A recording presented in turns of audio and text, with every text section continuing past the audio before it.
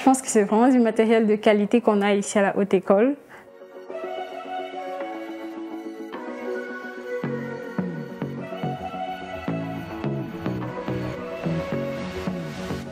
Le plus de la salle, en fait, c'est que directement après la théorie, tu viens en pratique et tu vois comment ça se présente. Ça nous facilite la vie, l'apprentissage.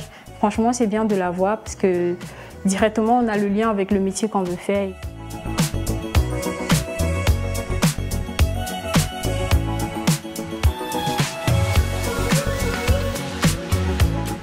La plus-value pour les étudiants, c'est vraiment ce principe de jamais la première fois sur le patient. Et donc ça les met dans des situations complexes. Donc on va chercher des scénarios avec des situations complexes de façon à pré-tester les choses avant d'être sur le terrain professionnel.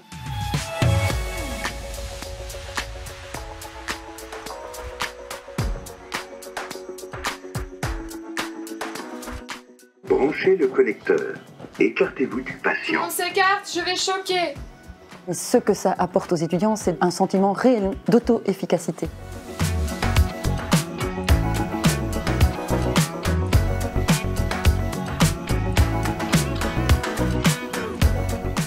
Et en plus du sentiment d'auto-efficacité, il faut dire qu'ils ont une augmentation de leur confiance en eux. Et donc c'est vraiment très important.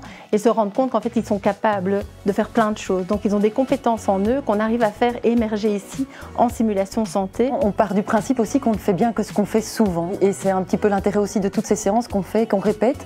Bien sûr avec chaque fois une autre situation, un paramètre qui vient le modifier. Si les étudiants ont l'opportunité de s'exercer avant d'arriver à l'hôpital, évidemment c'est tout bénéfice pour le patient et pour la sécurité du patient. Ça permet un peu de se mettre en confiance, de pouvoir aussi travailler en étant regardé par d'autres qui nous observent. Et ensuite, après ça, on débriefe avec l'ensemble de la classe plus les enseignants en petits groupes et on revisualise les scénettes et on voit un peu ce qui s'est passé, ce qui s'est moins bien passé, pour toujours être dans une envie d'amélioration.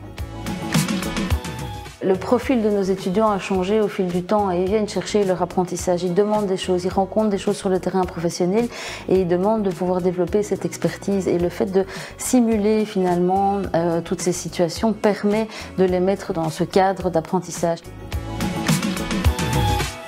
L'objectif ultime serait évidemment d'arriver à développer de la simulation santé interdisciplinaire, multidisciplinaire, où graviteraient autour du patient et du mannequin ici en simulation santé, non pas que les étudiants infirmiers, mais les médecins, la diététique, un kinésithérapeute.